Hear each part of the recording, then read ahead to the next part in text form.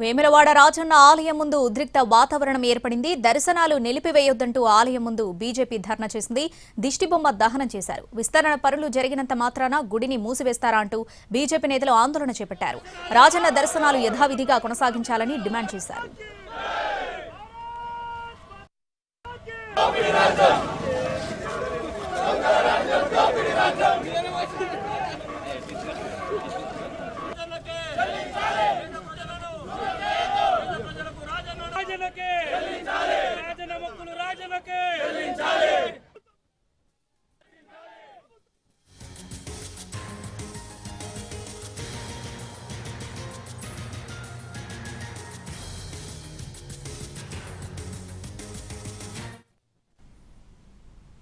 వేములవాడ రాజన్న ఆలయ విస్తరణ సమయంలో భక్తులకు ఎలాంటి ఇబ్బందులు కలగకుండా ప్రత్యామ్నాయంగా ఆర్జిత సేవలు ఏర్పాటు చేశామన్నారు ప్రభుత్వ విప్ ఆది శ్రీనివాస్.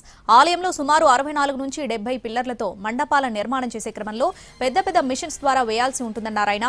ఆ సమయంలో భక్తులకు ఎలాంటి ఇబ్బందులు తలెత్తకుండా భీమేశ్వర ఆలయంలో దర్శనాలు ఏర్పాటు చేసినట్లు చెప్పారు.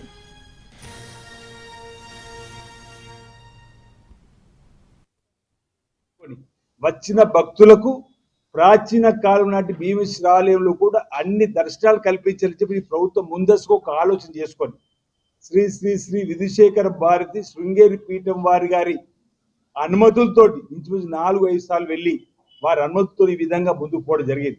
వచ్చేటువంటి భక్తులకు ఇబ్బంది తలెత్తకుండా భక్తుల సేఫ్టీని దృష్టిలో పెట్టుకొని అంతరాలయంలో పనులు జరుగుతున్నప్పుడు మాత్రమే ఇబ్బంది తలెత్తకుండా ఉండడానికి కోసం ప్రత్యామ్నాయ ఏర్పాటు కూడా చేసినాం.